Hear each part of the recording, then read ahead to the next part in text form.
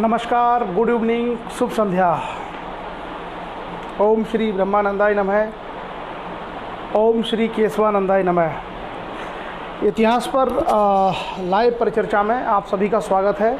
और आज हम लोग इतिहास पर अपना एक सेशन करेंगे। जो सीरीज हम लोगों की चल रही थी इतिहास की श्रृंखला, उस पर हम लोग आज बात करने वाले हैं। जैसा हमने परसों चर्चा की थी कि भारत पर एक तरफ मगध में एक साम्राज्य की स्थापना हो रही थी, दूसरी तरफ पश्चिमी हिस्से पर कुछ विदेशी आक्रमण हो रहे थे। तो उन दोनों की चर्चा करेंगे कि भारत पर पहले विदेशी आक्रमण कौन से थे और साथ साथ में मगध साम्राज्य का उद्भव किस प्रकार से हो रहा था। तो चर्चा को आरंभ करने से पहले मेरी आवाज़ क्लियर अगर आपको मिल रही हो तो आप मुझे बता सकते हैं। चर्चा को आरंभ करने से पहले हम लोग एक बार सभी लोगों का परिचय ले लेते हैं। हमारे बीच में है सबसे पहले Gajendra Singh Rajput, Satyendra Verma, Rohit Singh Lodhi, Shyam Kumar Lodhi, Bhagwan Singh Rajput, very good evening, Priyanka Rajput, good evening, Rishabh Rajput, Saroj Rajput, Kalpana Kaushal, Surendra Narwariya, Sachin Rajput, उसके अलावा जीतू राजपूत, शिवशंकर राजपूत, लोधी पुनीत राजपूत, पुष्पेंद्र राजपूत अटगांव, और मनोज कुमार वर्मा, सरोज राजपूत, डॉक्टर कुलदीप सिंह राजपूत, मुकेश लोधी, सूर्य प्रताप सिंह, सुनील सिंह, धीरज कुमार कासगंज से, ओम शिव वर्मा, उसके अलावा शिव मोहन सिंह लोधी, उसके अलावा लोधी शैलेंद्र राजपूत, कुंवर अखिलेश राजपूत, रमेश सिंह लोधी, महेंद्र एस लोधी, हिमांशु, मनोज कुमार राजपूत, अनीश कुमार, कृष्णा सिंह लोधी, यश राजपूत। तो गुड इवनिंग, आप सभी लोगों का स्वागत है इस पर चर्चा में। और थोड़ा सा हम लोग प्रयास करते हैं।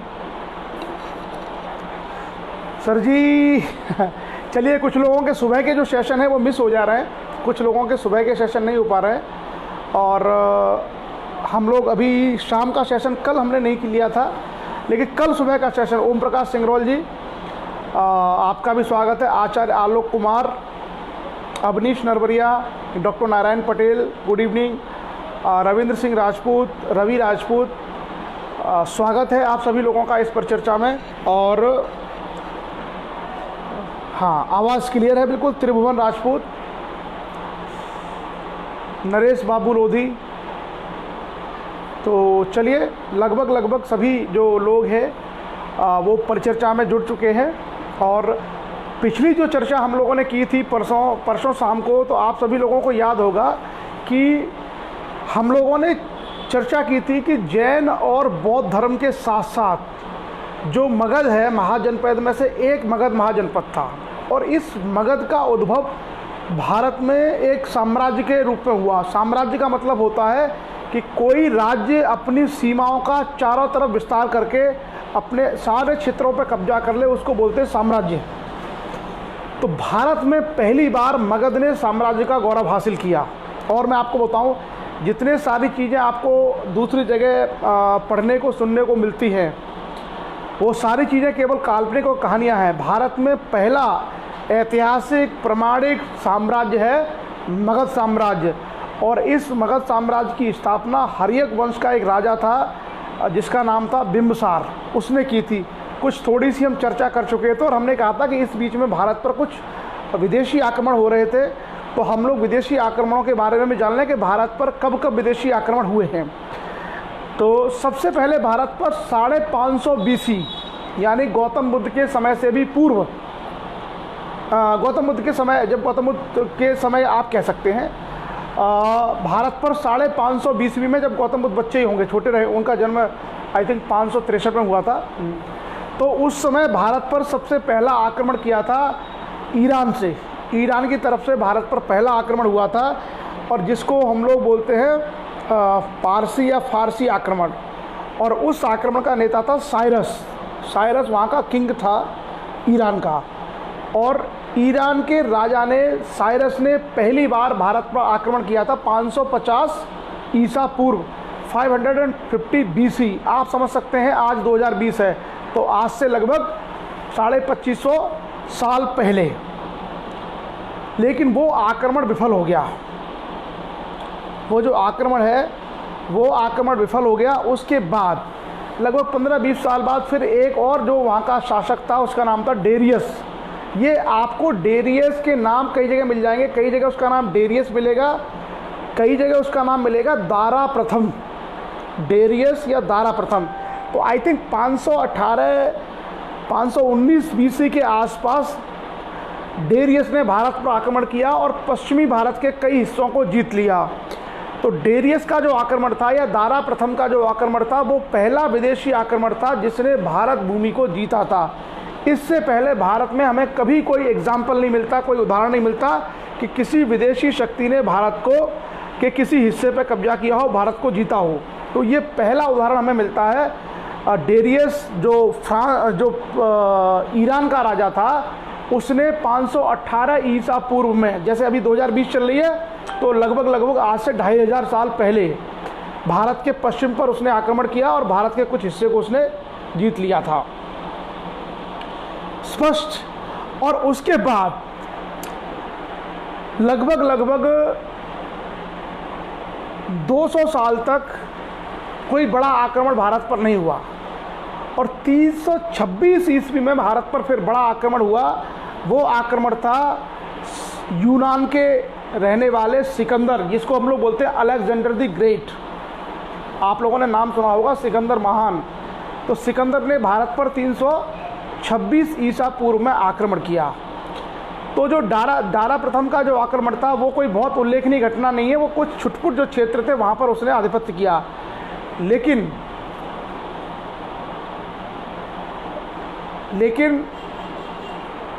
जो सिकंदर का आक्रमण था, सिकंदर बेसिकली क्या था, एक जगह पड़ती है जिसको हम लोग पहले मकदूनिया बोलते थे, बाद में इसका नाम मैसिडोनिया हो गया है। अभी आप लोग सर्च कर सकते हैं मैसिडोनिया। तो मैसिडोनिया का एक राजा था फिलिप, उसका बेटा था सिकंदर। और सिकंदर क्या था, दुस्साहसी था, उसके अंदर विश्व विजय का सपना था, वो पूरी दुनिया जीतना चाहता था। उसी क्रम में वो पश्चिम की तरफ से भारत में एंट्री किया और सबसे पहले उसने तक्षशिला पर आक्रमण किया। तक्षशिला में एक व्यक्ति था जिसका नाम था राजा आम्भी। उस समय तक्षशिला पर राजा आम्भी नाम का भारतीय शासक राज करता था। आम्भी ने सिकंदर के सामने आत्मसमर्पण कर दिया और बहुत आसानी से सिकंदर ने तक्षशिला पर अपना आधिपत्य स्थापित कर लिया। साथ ही साथ आम्भी ने यह भी कहा कि मैं तुम्हें सहयोग करूंगा। और उसके बाद सिकंदर आगे बढ़ा। तो आप सभी लोगों ने एक गाना सुना होगा, सिकंदर ने पोरस से की थी लड़ाई तो मैं क्या करूं। ये वाला जो गाना है, ये गाना आप सब लोगों ने सुना होगा। तो भारत के जो आगे का हिस्सा था उस पर पोरस का राज्य था और 326 ईस्वी में झेलम नदी के किनारे पोरस और सिकंदर के बीच में युद्ध हुआ। ये इतिहास का बड़ा प्रसिद्ध युद्ध है जिसको इंग्लिश में वर्ड होता है हाइडे स्पीच का युद्ध, और उसका हिंदी में नाम है झेलम नदी के तट पर दोनों के बीच में युद्ध हुआ। और इस युद्ध में फाइनली सिकंदर जीत गया, पोरस की पराजय हुई। लेकिन पोरस ने बहुत बहादुरी से लड़ा और पोरस एक छोटा सा राज्य था पोरस का, जो तक्षशिला और झेलम नदियों के बीच में था। तो वहाँ से कुल मिलाकर के पोरस की वीरता से सिकंदर को ये अनुमान हो गया कि भारत में जब एक सीमा पर छोटी सी शक्ति है, इसको हराना बड़ा मुश्किल है, बड़ी मुश्किल से इस पर विजय प्राप्त की है, तो जो मगध का साम्राज्य है, मगध का जो सम्राट है, उसके पास तो बहुत विशाल सेना है, उसको हरा पाना संभव नहीं है। तो एक तरीके से पोरस की लड़ाई पर थोड़ा सा इंटरनेट डिस्टर्ब हुआ, बहुत कठिनाई से सिकंदर जीत पाया। और उसके बाद सिकंदर की सेनाएं रावी नदी तक आगे बढ़ी, यानी व्यास नदी तक आगे बढ़ी, और उनको लगा कि बहुत मुश्किल है भारत पर विजय प्राप्त करना। तो उसने अपनी सेना को फिर वापस लौटने के लिए कहा। एक सेना उसकी समुद्र के रास्ते से चली गई और एक सेना उसकी आपके जो स्थल मार्ग है, जिस रूट से वो आए थे, उधर से वापस गई। रास्ते में ही एक जगह पड़ती है बेबीलोनिया, वहाँ पर सिकंदर की तबीयत ख़राब हो गई और सिकंदर की मृत्यु हो गई। सिकंदर बहुत कम उम्र में उसकी मृत्यु हो गई थी, शायद मुझे लगता है 24-25 साल में ही उसकी मृत्यु भी हो गई थी सिकंदर की। तो इस तरीके से विश्व विजय का उसका सपना अधूरा रह गया। अब सवाल ये उठता है कि ईरान ने और यूनान की तरफ से भारत पर जो आक्रमण हुए मैसेडोनिया से, उन आक्रमणों का प्रभाव क्या पड़ा। तो एक तो प्रभाव ये पड़ा कि दोनों के बीच में कल्चरल आदान प्रदान हुआ, क्योंकि युद्ध केवल एक दिन में नहीं होता था। उसमें जो युद्ध होता था काफ़ी लंबा चलता था, और उसमें सैनिक एक दूसरे के बारे में, खान पान, कला, संस्कृति, ये सब जान लेते थे। तो एक तरीके से यूनान और भारत के बीच में बहुत सारी सांस्कृतिक चीज़ों का उस समय जानकारियाँ बढ़ी, एक दूसरे के प्रति ज्ञान जो था, ज्ञान शेयर हुआ। साथ ही साथ भारत का जो पश्चिम है, इस पश्चिम की कलई खुल गई कि पश्चिम कमज़ोर है, इसलिए इस पश्चिमी सीमा को मजबूत करना, पश्चिमोत्तर की सीमा को मजबूत करना भारत के लिए, भारत खास करके मगध के लिए अनिवार्य हो गया। तो आप देखेंगे कि जो मौर्य सम्राट थे, मौर्य सम्राट खास करके चंद्रगुप्त मौर्य, उसने पश्चिमी सीमा को इतना मजबूत कर दिया कि आगे बहुत लंबे समय तक वहाँ से आक्रमण नहीं हुए, वहाँ से भारत सुरक्षित रहा। तो ये जो सारे प्रभाव थे, चाहे सांस्कृतिक हों, चाहे राजनीति के क्षेत्र में हो, जैसे सिकंदर जहाँ से आया था वहाँ छत्रपी प्रणाली थी, छोटे छोटे छत्रप बनते थे, तो वो व्यवस्था पश्चिमोत्तर भारत में प्रांतों में लागू की गई, तो वो एक उनका प्रभाव था। तो कई जो सारी चीज़ें हैं वो वहाँ से भारत और यूनान के संस्कृतियों के बीच में आदान प्रदान हुआ। तो ये हमारे बीच में दो पश्चिम से आक्रमण थे, एक दारा प्रथम का आक्रमण 518 BC में और 326 ईसा पूर्व में सिकंदर का आक्रमण। सिकंदर के आक्रमण की एक और जो मुख्य वजह है वो ये है कि भारत में जो डेट्स हैं, जो तिथियां हैं, ये तिथियां सिकंदर के आक्रमण से डिसाइड हुई हैं। सिकंदर का आक्रमण की 326 ईसा पूर्व की जो डेट है वो पूरी दुनिया में एक्सेप्टेबल है। भारत के इतिहासकार हों, चाहे दुनिया के इतिहासकार हों, यूरोपियन इतिहासकार हों, उन्होंने उसको स्वीकार किया, तमाम ग्रंथों के माध्यम से उसको स्वीकार किया गया। और सिकंदर के समय बहुत सारे लोग, लेखक इत्यादि भी आए थे, तो वो सारी चीज़ें, ज्ञान की भी आदान प्रदान उस समय हुई। सिकंदर जब वापस गया था लौट के, तो सिकंदर ने भारतीय क्षेत्रों में जो हिस्से जीते थे, भारत, अफगानिस्तान, ईरान के जो हिस्से उसने जीते थे, वहाँ पर वो अपने अपने लोगों को छत्रप बना के वापस चला गया था। और उन्हीं छत्रपों में से एक उसका सेनापति था जिसका नाम था सेल्यूकस। आप लोगों ने अक्सर सेल्यूकस का नाम सुना होगा कि उनका एक सेनापति था सेल्यूकस। अब ये सेल्यूकस आगे पिक्चर में आएगा कि आगे क्या हुआ। तो ये तो कहानी है पश्चिम और उत्तर भारत, मतलब जो अफगानिस्तान का, पाकिस्तान का एरिया है, उस समय क्या हुआ उस कालखंड में। पूर्वी भारत में एक अलग कहानी चल रही थी मगध में। मगध में क्या था कि हर्यक वंश के जो राजा थे, हर्यक वंश के राजाओं में खास करके बिंबिसार, और बिंबिसार के बाद उसका बेटा अजातशत्रु और उदयन, उन तीनों राजाओं ने मगध को एक शक्तिशाली साम्राज्य के रूप में कन्वर्ट कर दिया। आगे वहाँ पर शिशुनाग वंश आया, और शिशुनाग वंश में शिशुनाग और कालाशोक ने उसको मजबूत किया।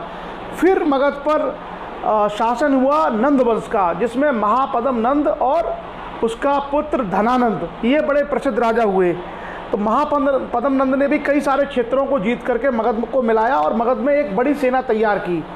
आगे चल करके जो धनानंद था वो थोड़ा क्रूर शासक था, थोड़ा अत्याचारी शासक था। उससे दुखी होकर के बहुत सारे लोगों ने चंद्रगुप्त मौर्य को इनवाइट किया, और चंद्रगुप्त मौर्य ने धनानंद पर आक्रमण करके उसको समाप्त कर दिया।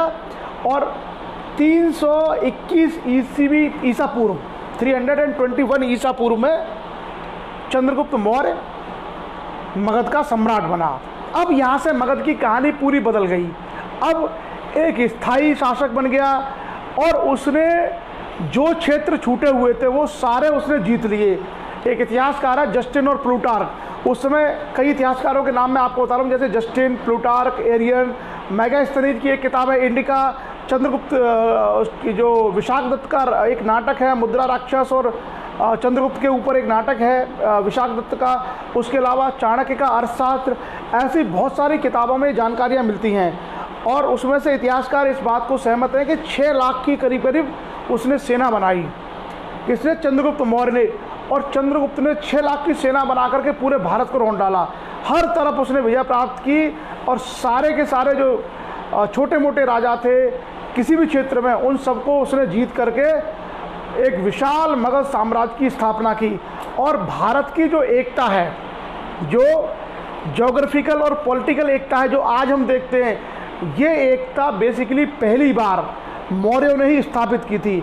पश्चिम में ईरान से लेकर के पूर्व में आसाम तक, उत्तर में आपका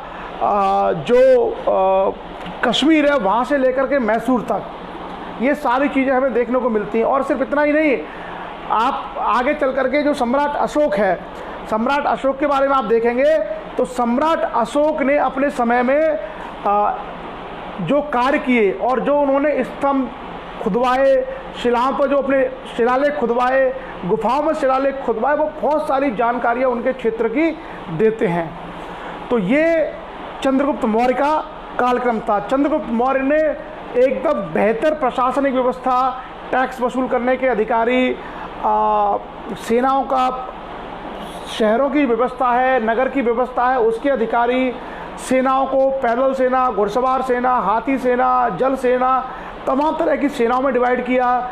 टैक्स लेने वाले अधिकारी, भू राजस्व के अधिकारी, माप के अधिकारी, बांट के तौल के अधिकारी, इस तरीके से चंद्रगुप्त मौर्य पहला ऐसा भारत का सम्राट था जिसने एक व्यवस्थित प्रशासनिक सिस्टम भारत में स्थापित किया।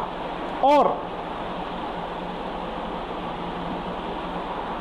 नहीं, इसमें इतिहास में सिकंदर ने पोरस को हराया, लेकिन उसके बाद कोई हमें एविडेंस ऐसा नहीं मिलता कि सिकंदर आगे की तरफ बढ़ा हो। व्यास नदी के बाद उसकी सेनाएं वापस लौट गई थी, और उसका एक बड़ा कारण इतिहासकार यही मानते हैं कि धनानंद जो था वो मगध का सम्राट था, और ये माना जाता था कि पोरस एक बहुत छोटा सा राजा था, धनानंद एक बहुत बड़ा सम्राट था। तो सिकंदर के सैनिकों को ये लगा कि अगर हमको इतनी छोटी सेना को हराने में अगर इतनी दिक्कत हुई है तो हम लोग धनानंद को नहीं हरा सकते।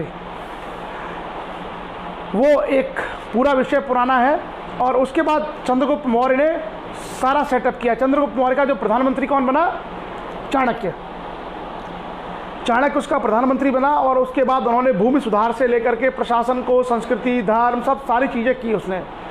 और आगे चल करके, क्योंकि हम लोगों को इतिहास की धारा समझनी है, बहुत डिटेल में हम लोग हिस्ट्री में नहीं जाएंगे। आगे चल करके आप देखेंगे कि अपने जीवन के अंतिम समय में आकर के चंद्रगुप्त मौर्य ने जैन धर्म को अपना लिया, और वो संलेखना के लिए श्रवण बेलगोला एक जगह पड़ती है कर्नाटक में, मैसूर के पास, वहाँ चला गया और वहाँ उसने अपने प्राण त्याग दिए। और जब वो चला गया तो उस समय उसका बेटा था बिंदुसार। याद रखना, हर्यक वंश का जो पहला राजा था जिसने मगध साम्राज्य की स्थापना की, उसका नाम था बिंबसार, BIMBSAR। और जो चंद्रगुप्त मौर्य का बेटा था, जो अशोक का पिता था, उसका नाम था बिंदुसार, BINDUSAR। तो आप बिंबसार और बिंदुसार एक मत समझना। जिसने मगध की स्थापना की उसका नाम था हर्यक वंश का राजा बिंबसार, और उसके बाद हर्यक वंश के बाद शिशुनाग वंश आया, शिशुनाग वंश के बाद नंद वंश आया, और नंद वंश के बाद कौन आया भारत पर? मौर्य। और मौर्यों में चंद्रगुप्त मौर्य के बारे में हमने चर्चा की। और बिंदुसार ने अपने पिता के द्वारा बनाए गए साम्राज्य को स्थायी किया। और जैसे बिंदुसार के समय में तक्षशिला में, उज्जैन में विद्रोह हुए, नेपाल में कुछ समस्याएं हुई, तो उस समय बिंदुसार ने अशोक को तक्षशिला का, उज्जैन का विद्रोह दबाने के लिए भेजा, और नेपाल में कुछ समस्या थी उसको भी सॉल्व करने के लिए अशोक को भेजा। तो कुल मिलाकर के अपने जो बाल्यकाल में युवराज, जो राजकुमार की परिस्थिति में ही अशोक ने अपने आप को प्रूव कर दिया था कि वो एक अच्छा प्रशासक भी है और अच्छा व्यवस्थापक भी है। तो बिंदुसार का आगे चल करके उसने आजीवक संप्रदाय को अपना लिया। आजीवक, तो आप एक चीज़ देख रहे होंगे कि मगध के राजा, कुछ राजा बौद्ध हो जाते हैं, कुछ जैन हो जाते हैं, कुछ आजीवक हो जाते हैं। तो आप इससे ही अंदाज़ा लगा सकते हैं कि कुछ न कुछ वहाँ पर रिलीजियस चीज़ें बदली और इंटेलेक्चुअल रिवोल्यूशन उस एरिया में शुरू हुआ।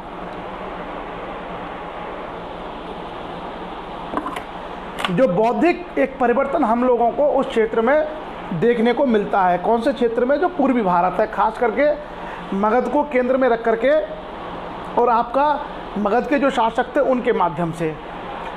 उसके बाद बिंदुसार के बाद लगभग 273 या 269 269 ईसा पूर्व के आसपास अशोक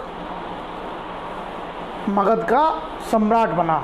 अशोक के बारे में बहुत सारी कहानियाँ प्रचलित हैं, आप लोगों ने फिल्में देखी होंगी कि अशोक जो है उसके बहुत सारे सौतेले भाई थे और कई भाइयों से युद्ध करके वो जो है गद्दी पर बैठा और वहाँ सत्ता के लिए संघर्ष हुआ और संघर्ष में अंततः अशोक विजयी हुआ और अशोक जो है मगध का सम्राट बना। आपको पता होगा कि अपनी युवावस्था में जब वो राजकुमार था तब उसने कई सारे विद्रोह जैसे उज्जैन और तक्षशिला के विद्रोह को दबाया था, तो उसके अंदर एक राजनीतिक गुण मौजूद थे। अशोक के गद्दी पर बैठने तक लगभग संपूर्ण भारत को जीता जा चुका था। कुछ क्षेत्र जो है मगध साम्राज्य के बाहर थे और उनमें से खास करके एक क्षेत्र था कलिंग, जिसको हम लोग बोलते हैं उड़ीसा आज की डेट में। तो कलिंग मौर्य साम्राज्य का हिस्सा नहीं था, कलिंग में बार बार विद्रोह हो जाते थे। तो अपने सत्ता पर बैठने के बाद, अच्छा ये जो सारे इतिहास की बातें कर रहे हैं मैंने आपको स्रोत बता दिए हैं कि हम इनके स्रोत क्या है। इनके स्रोत हैं जो अशोक के शिलालेख, अशोक के अभिलेख और उसके अलावा तमाम जो पुस्तकें साहित्य लिखा गया है और यूरोपियन साहित्यकार और जैसे अर्थशास्त्र हो गया चाणक्य का, एरियन, प्लूटार्क, जस्टिस जैसे विदेशी इतिहासकार, भारत में विशाखदत्त जैसे जो लेखक हैं उनके माध्यम से, और अशोक के शिलालेख, स्तंभलेख और ये जो सारी चीज़ें हैं, इनके आधार पर हम लोगों ने मौर्य इतिहास और ख़ास करके मगध इतिहास के बारे में हम लोगों को जानकारी मिलती है। तो जैसा कि कलिंग मौर्यों के नियंत्रण में नहीं था, कलिंग में बार बार विद्रोह होते रहते थे, तो अशोक ने अपने जीवन में केवल एक ही बड़ा युद्ध किया और वो युद्ध उसने अपने शासन के 8वें साल में यानी 269 ईसा पूर्व में वो मगध का सम्राट बना और 261 ईसा पूर्व में उसने कलिंग पर आक्रमण किया। और कलिंग का आक्रमण जो था, कलिंग का युद्ध था, बहुत भीषण युद्ध था। उसमें ये कहा जाता है कि लाखों लोग मारे गए, लाखों लोग घायल हुए और उस युद्ध में जो नुकसान, जो जनहानि हुई, उस जनहानि को देख करके अशोक का हृदय द्रवित हो गया और उसके बाद अशोक पूरी तरीके से चेंज हो गया। अशोक पूरी तरीके से चेंज हो गया। आप लोगों को एक और चीज़ मैं बताऊं कि अशोक के जो अभिलेख हैं वहाँ पे अशोक को देवताओं का प्रिय कहा गया है। पियदस्सी वर्ड आया है उसके लिए प्राकृत भाषा में, पियदस्सी, देव नाम पियदस्सी। तो अशोक फिर से कटा है। महेंद्र लोधी ने कहा है कि मद्रास नहीं, मैसूर तक था और कलिंग एक तटवर्ती एरिया था जहां लगातार विद्रोह होते रहते थे और उन विद्रोह के कारण कलिंग जो है बार बार अपने आप को अलग कर लेता था। तो इसलिए कलिंग पर एक भीषण जो है आक्रमण किया गया था अशोक की तरफ से और उस भीषण आक्रमण के कारण पूरे कलिंग के राज्य को तहस-नहस करके मगध साम्राज्य का हिस्सा बना लिया गया था और वहाँ से अशोक पूरी तरीके से बदल गया। अशोक का जो हृदय है वो पूरी तरीके से परिवर्तित हो गया और उसने प्रण किया कि अब वो भेरी घोष के स्थान पर धम्म घोष करेगा, अर्थात अब वो युद्ध नहीं करेगा, अब वो मानवता और शांति के लिए कार्य करेगा। और वहाँ से फिर अशोक ने एक धम्म की संकल्पना आरंभ की जिसको अशोक का धम्म कहा जाता है। याद रखना, जो बौद्ध धर्म है, बौद्ध धर्म एक अलग धर्म है और अशोक ने एक नई सामाजिक व्यवस्था चलाई जिसको कहा जाता है अशोक का धम्म। हो सकता है आप में से कुछ लोग उसको आपको पढ़ने को मिले कि अशोक का धम्म क्या था। बेसिकली अशोक का जो धम्म था वो नैतिक नियमों की एक नियमावली थी जिसमें कैसे आचरण करना है, कैसे व्यवहार करना है, कैसे कार्य कर रहे हैं। तो जैसे अहिंसा पर बल दिया अशोक ने, पशुओं की बलि रोक दी और जो राज की जो रसोई थी उसमें उनको कम कर दिया। बाद में उसने लिखा कि इनका भी वध नहीं किया जाएगा और उसने धर्म प्रचारक, शांति के प्रचारक, धम्म के लिए धम्म महामात्र नाम के अधिकारियों की नियुक्ति की। तो कुल मिलाकर के अशोक ने दो काम किए, एक तो धम्म चलाया जिसको कहा जाता है अशोक का धम्म, और दूसरा अशोक ने बौद्ध धर्म ग्रहण कर लिया और बौद्ध धर्म का प्रचार प्रसार उसने किया। तो जो धम्म था वो आंतरिक विषय था जिसमें अशोक ने अपनी प्रजा के लिए नैतिक नियमों की एक संहिता बनवाई कि किस प्रकार से हम लोगों को अहिंसा का पालन करना है, तालाब खुदवाने हैं, पेड़ लगवाने हैं, सड़कें बनवानी है, ये सारे काम अशोक ने किए। और उसके अलावा जो बौद्ध धर्म था उसकी शिक्षाओं को ग्रहण करके पूरे दुनिया में, श्रीलंका में, ईरान में, तमाम जगह अशोक ने अपने धर्म प्रचारक भेज करके बौद्ध धर्म का प्रचार प्रसार किया। जो आप लोगों ने सुना होगा कि एक जीटी रोड के बारे में कहा जाता है कि शेरशाह सूरी ने बनवाया था, लेकिन पुराने इतिहास से ये जानकारी मिलती है कि पटना से लेकर के और अफ़गानिस्तान तक जो रोड था पेशावर तक, ये पहली बार अशोक के समय निर्माण हुआ था, जिसका नाम था उत्तरापथ।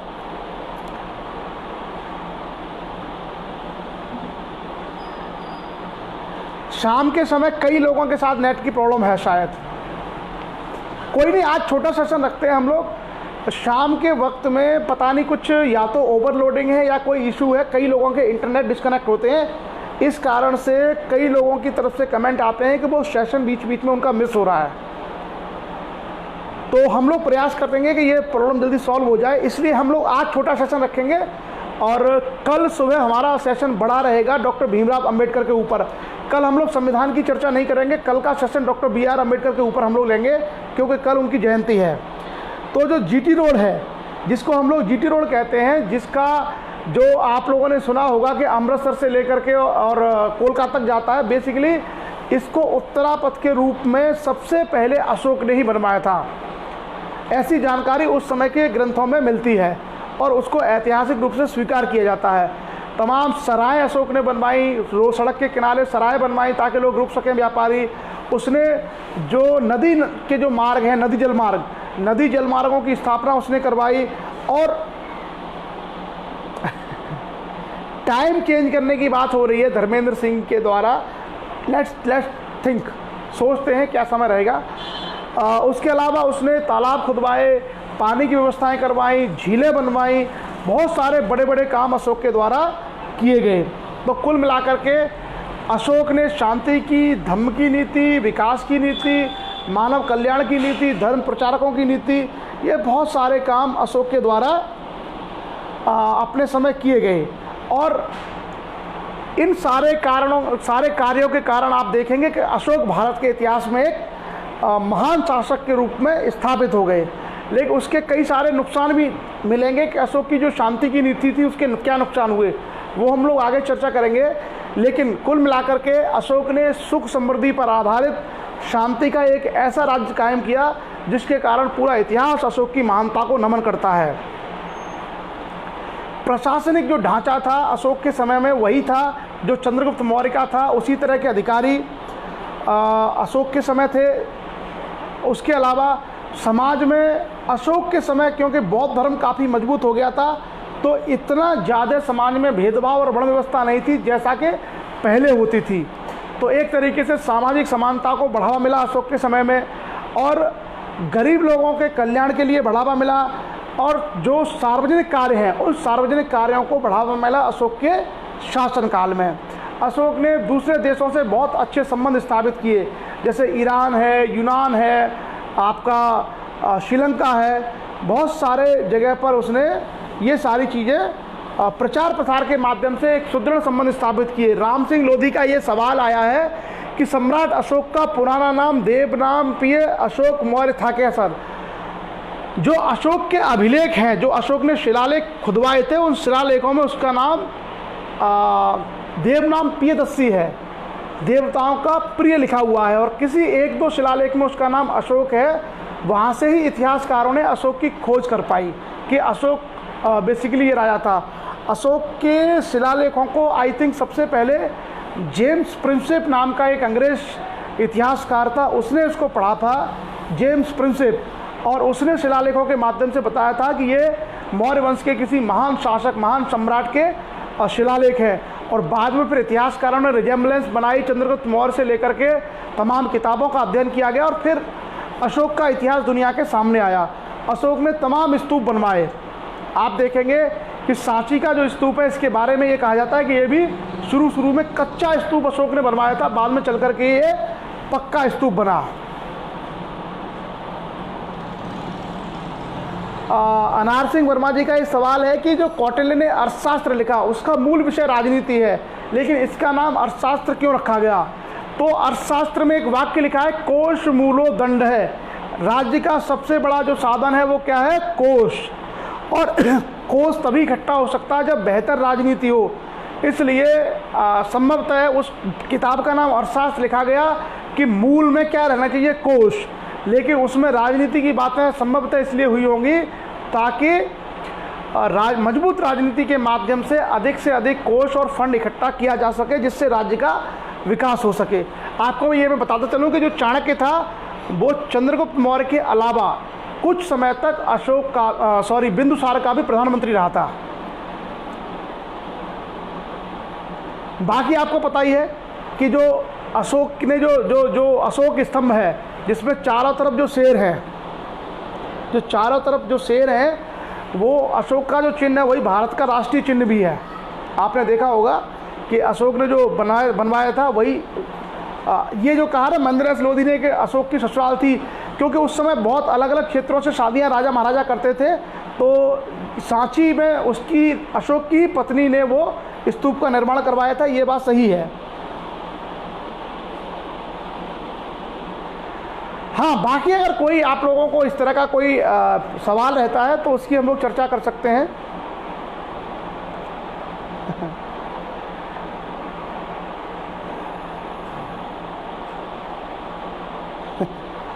नेट में थोड़ी सी दिक्कत है लोगों को।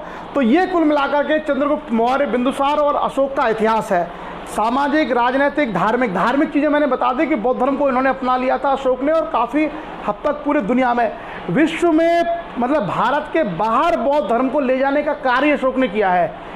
गौतम बुद्ध ने अपने समय जो प्रचार किया था वो सारा का सारा प्रचार बिहार, उत्तर प्रदेश में किया था, और वहाँ से फिर बाद में कुछ राजाओं ने इसको अपनाया।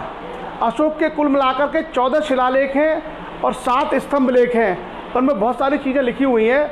आप लोगों को कभी, आप लोग क्योंकि नेट से पढ़ लीजिए, क्योंकि मैं अगर उसको पढ़ूंगा तो वो थोड़ा सा क्या है कि डिटेल में है। अगर आप लोग चाहें तो पढ़ सकते हैं कि अशोक के जो 14 शिलालेख हैं उनमें क्या लिखा हुआ है 14 शिलालेखों में, और जो 7 स्तंभ लेख हैं उस स्तंभ लेख में क्या लिखा हुआ है।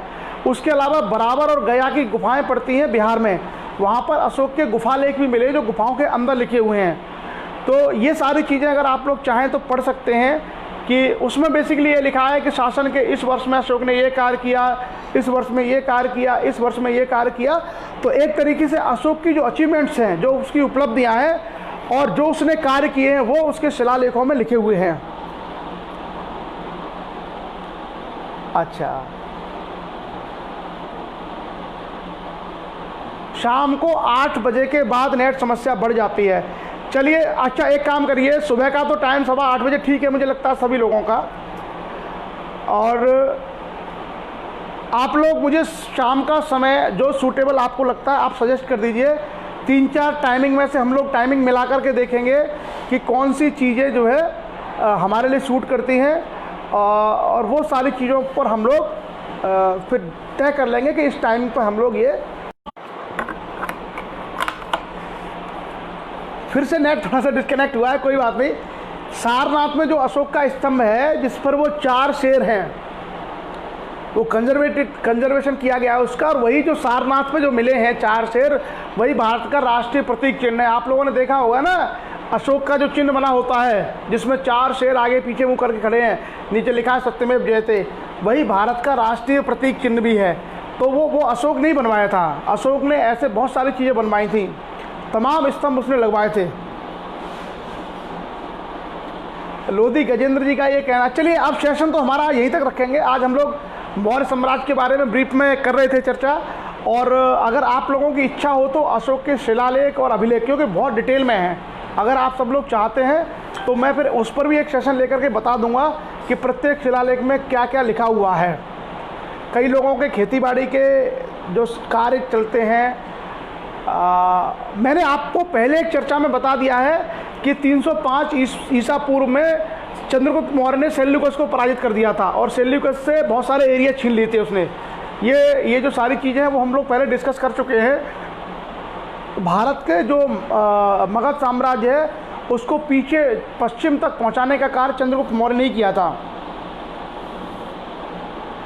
कोई नहीं, समय हम लोग फिर से तय कर लेंगे अगर बहुत इंटरनेट की दिक्कत आ रही है। बाकी अगर आप लोगों के कोई क्वेश्चंस और वो रहते हैं तो उसकी हम लोग चर्चा करेंगे, क्योंकि कई बार डिस्टर्ब हो रहा है। शाम के बारे में कुछ लोगों का ये कहना है कि खेती बाड़ी का काम चल रहा है, कटाई हो रही है, गेहूं के काम चल रहे हैं, तो कई बार लोग 6:30 पौने 7 बजे तक घर पे आ पाते हैं। तो उन लोगों के लिए यही समय सूट करता है। और क्योंकि दिन में तो हम लोग सेशन कभी भी ले सकते हैं जब तक लॉकडाउन है, लेकिन दिन में फिर वही दिक्कत रहेगी कि जिन लोगों का, कई बार मैंने देखा है कि सुबह का बहुत लोगों का सेशन छूट जाता है, सुबह में बहुत सारे लोगों का सेशन छूट जाता है 8:15 वाला, तो वो बेचारे बाद में देखते हैं उसको, मुझे मैसेज भी करते हैं।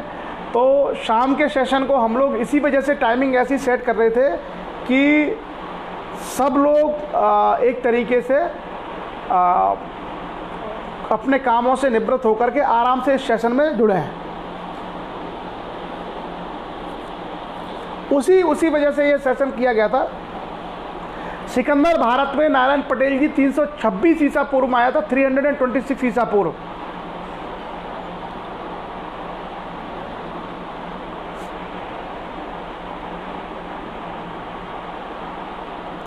चलिए वो सारी चीज़ें हम लोग कर लेंगे। और बाद में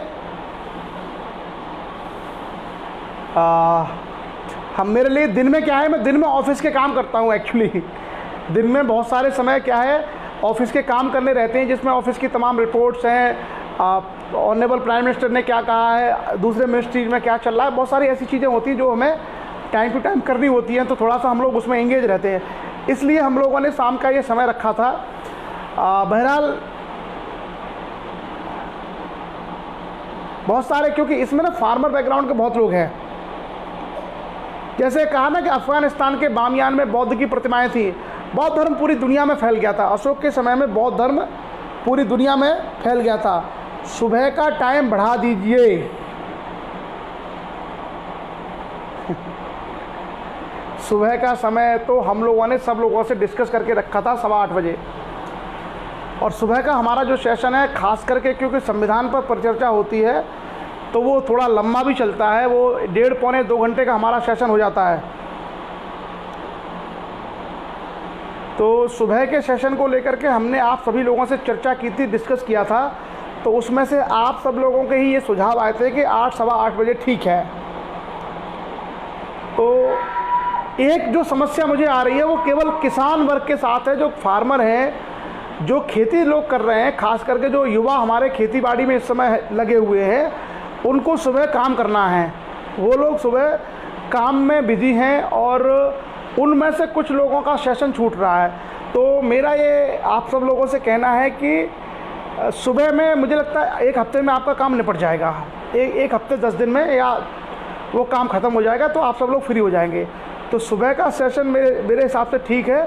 शाम के सेशन में केवल एक दिक्कत आ रही है, वो इंटरनेट की। इंटरनेट डिस्कनेक्ट हो जा रहा है बार बार कई लोगों का। ऐसा मेरा भी इंटरनेट डिस्कनेक्ट होता है पूरे सेशन में 3 से 4 बार, लेकिन वो 10 सेकंड या 15 सेकंड के लिए होता है, तो दैट इज़ नो इशू, वो कोई समस्या नहीं है। लेकिन कई लोगों का काफ़ी देर तक जो है कनेक्ट नहीं हो पाता। कई लोगों का मेरे पास बाद में फ़ोन आया है, मैसेज आए हैं कि सर हम देख ही नहीं पाए। तो daily data that's we are facing the problem. हाँ अच्छा, एक चीज़ और है। चलिए सेशन तो आज हम लोग यहीं रखेंगे। अगर अशोक के अवलोक आप चाहें तो अशोक के शिलालेख के बारे में हम लोग चर्चा कर लेंगे और अशोक के उत्तराधिकारियों के बारे में। एक और जो छोटी सी चीज़ है वो ये है कि हम लोग ना इंटरनेट बहुत ज़्यादा यूज़ कर रहे हैं। घर पर बैठे हैं ना, तो हर कोई लैपटॉप चला रहा है, मोबाइल चला रहा है, मोबाइल में डाटा हम लोग खर्च कर रहे हैं। कोई यूट्यूब पर वीडियो देख रहा है, कुछ फालतू चीज़ें देख रहे हैं। तो एक जिम्मेदार नागरिक के रूप में मेरा आप सब लोगों से भी ये कहना है कि हम लोग नेट का इस्तेमाल लिमिटेड करें, क्योंकि अगर सभी लोग इतना ज़्यादा इंटरनेट का यूज़ करेंगे तो इंटरनेट पर बर्डन बढ़ता है और उसकी फ्रीक्वेंसी और उसकी बैंडविड्थ इतनी ही है। लेकिन अगर बहुत ज़्यादा हैवी यूज़ होगा तो फिर उसकी क्या होगा, स्पीड कम हो जाएगी। तो हम सब लोग भी थोड़ा सा इस बात का ध्यान रखें कि हम सब लोग इंटरनेट का प्रयोग सीमित करें। जो हमारी ज़रूरत है, जितनी देर हमें सेशन लेना है उतना हम लोग उसका यूज़ करें। आप जो लोग एग्जिस्ट, और ये सब लोगों को आप बताइए, लोग जो है ज़रूरत से ज़्यादा इंटरनेट यूज़ कर रहे हैं और इस कारण से स्पीड में दिक्कत आ रही है। तो हम लोग काम के लिए इंटरनेट यूज़ करें, ऐसा ना हो कि अनावश्यक पूरे दिन लगे पड़े इंटरनेट पे। तो चलिए, और अभी जो बहुत सारे नए नए केसेस आए हैं, ख़ास करके उत्तर प्रदेश में भी मैं देख रहा हूँ काफ़ी नए केसेस आए हैं। तो आप लोग प्लीज़ थोड़ा सा ये कोरोना से बच के रहें, बिल्कुल अपने घरों में रहें। कोई काम आप कर सकते हैं घर में रह के करें, नहीं कर सकते ना करें, लेकिन आप लोग बहुत सतर्क तरीके से घर पे रहें। और आज का सेशन हम लोग छोटा ही रखते हैं क्योंकि कल हम लोगों को सुबह बहुत लंबा सेशन लेना है डॉक्टर भीमराव अंबेडकर के ऊपर, उनका पूरा जीवन, उनके कार्य, उनकी शिक्षा, उनका योगदान, क्योंकि वो भारत के संविधान के बहुत बड़े शिल्पी है। और उसकी जानकारी कल, उनका 14 अप्रैल को जन्मदिवस है, तो पूरे देश को होनी चाहिए। भारत के पहले विधि मंत्री रहे हैं, कानून निर्माता रहे हैं। जैसे कृष्ण गोपाल ने कहा कि 3 केस आज कासगंज में मिले हैं, जबकि अब तक कासगंज एटा पूरी तरह सुरक्षित थी।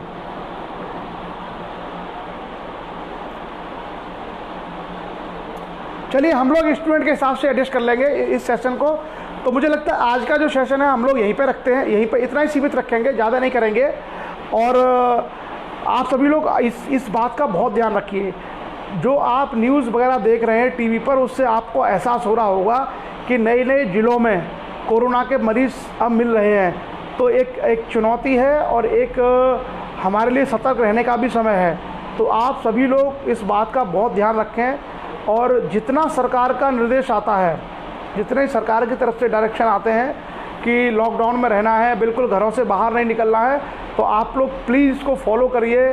देखिए, एक चीज़ याद रखिए, कोरोना के बारे में आपने देखा होगा कि भारत में 30 जनवरी को पहला केस आया था, जबकि इंग्लैंड और चीन में ये केस दिसंबर में ही आ गए थे। तो पहले भारत में ये लोग समझते थे कि हमारे यहाँ तो आएगा ही नहीं, हमारे यहाँ तो आएगा ही नहीं। अब देखिए, भारत में 30 जनवरी को पहली बार आया, और उसके बाद आप देखिए आज की डेट में, आज कितने तारीख है, 13 अप्रैल, लगभग 9,500 से ज़्यादा लोगों को कोरोना हो चुका है भारत में। तो लोग जो कहते थे कि नहीं हमारे यहाँ नहीं आएगा, अभी भी क्या है, लापरवाही है कि मेरे पास कैसे आ जाएगा, मुझे कैसे हो जाएगा, मेरे बाहर निकलने से क्या नुकसान है। इंदौर में यही हुआ। आप देखिए, इंदौर में सबसे ज़्यादा केस हैं मध्य प्रदेश में। जहाँ जहाँ लोगों ने लापरवाही बरती, जहाँ जहाँ लोग बाहर निकले, वहाँ जहाँ जहाँ लोग इकट्ठा हुए, गैदरिंग हुई, जहाँ जहाँ भीड़ बैठी, वहाँ समस्या हुई है। तो आप सभी लोग इस बात का ध्यान रखें कि कोरोना के इस दौर में आप सब लोग अपने घरों पे रहें। और चाहे आपके ज़िले में बिल्कुल ये है कि भाई कोई हमारे ज़िले में कोई केस नहीं है, फिर भी हमारी जिम्मेदारी बनती है कि एक नागरिक होने के नाते हम सब लोग इन सब चीज़ों को फॉलो करें। और जितने समय तक हम अनुशासन में रखेंगे उतने ही समय हम इसको बाहर रख पाएंगे। तो आप लोग प्लीज़ इसको फॉलो करिए। कोई भी किसी भी तरह की लापरवाही, जैसे अभी आज की जो मैंने न्यूज़ देखी है उसमें चाइना के वुहान में पूरी तरीके से लॉकडाउन खोल दिया था, सब लोग ठीक हो गए थे, कंट्रोल हो गया था, कोई केस नहीं आ रहा था। लेकिन आज जो रिपोर्ट आई है उसमें ये कहा है कि 100 से ज़्यादा लोगों को फिर से संक्रमण हो गया है वुहान में। तो इसका मतलब है फिर एक बहुत बड़े खतरे की घंटी है वुहान में अगर इस तरह की न्यूज़ आ रही है। तो आप सभी लोग इस बात का ध्यान रखें, और आपसे बार बार निवेदन किया जा रहा है, बार बार आपसे अपील की जा रही है।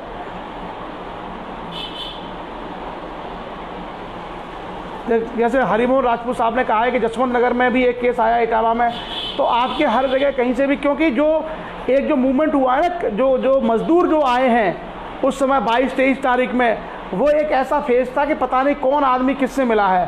तो बहुत बड़े रिस्क ग्रामीण क्षेत्रों में भी हैं, छोटे शहरों में, छोटे कस्बों भी हैं। तो आप सब लोग ध्यान रखें, और मुझे लगता है कि अगले 10-12 दिन अगर आपने ठीक से निकाल लिए तो फिर केवल जितने लोगों को हो सकता था उतने लोगों को होगा, बाकी लोग सब सेफ रहेंगे। लेकिन अगर कहीं से भी हम ढिलाई बरतते हैं, अनुशासन तोड़ते हैं, तो फिर इसका रिस्क बढ़ जाएगा। तो आप सब लोग प्लीज़ अपने घरों में रहें, इस बात का ध्यान रखें। और हम लोग कल पूरा सेशन रखेंगे पर्याप्त समय का। आज हम लोग छोटा सेशन रखते हैं केवल यहाँ तक, और कल अगर संभव हुआ तो अशोक के शिलालेख, अशोक के अभिलेखों में क्या जानकारी है, और उसके अलावा अशोक के बनवाए गए स्तूप और साथ ही साथ हम लोग अशोक के उत्तराधिकारी, ये चैप्टर हम करेंगे। और उसके बाद मौर्य साम्राज्य हमारा ख़त्म हो जाएगा अंतिम राजा के साथ में। देखिए टूंडला में पहले मेरी जानकारी में नहीं था कोई केस है, अब शैलेंद्र ने बोला कि वहाँ भी 8 केस हैं, 8 केस वहाँ मिले हैं। तो इसी तरीके से छोटे, अब टूंडला क्या कस्बा है, अगर कस्बों में और गाँव में किसी व्यक्ति को कोरोना है तो आप ये समझिए कि ग्रामीण क्षेत्रों में क्या होता है कि लोगों का एक दूसरे के से मिलना जुलना बहुत ज़्यादा होता है, लोग पास बैठ के बात करते हैं। और वहाँ पर क्या है कि शासन के निर्देशों को भी उतना गंभीरता से लोग पालन नहीं करते। ग्रामीण क्षेत्रों की ये बहुत बड़ी समस्याएं हैं कि शासन की तरफ से जो डायरेक्शंस आते हैं उसको ग्रामीण क्षेत्रों में उतनी ईमानदारी से फॉलो नहीं किया जाता, इसलिए वहाँ पर रिस्क ज़्यादा होते हैं। तो आप सब लोग इन चीज़ों का ध्यान रखें और ये अवेयरनेस आप लोग फैलाते रहें। कल सुबह 8:30 बजे अभी मेरे पास मैसेज आया, कुछ ऑफिस का काम भी आ गया अर्जेंट, तो मुझे वो काम करना है बैठ के। सुबह 8:15 बजे हम लोग मिलते हैं डॉक्टर अंबेडकर पर अपने सेशन के साथ में। तब तक आप सब लोग अपना भोजन ग्रहण कीजिए, न्यूज़ देखिए और जो आपको बाकी कार्य करने हैं वो करिए। सुबह आपसे मिलते हैं। आज का सेशन हम लोग यहीं समाप्त करते हैं। जय हिंद, शुभ रात्रि।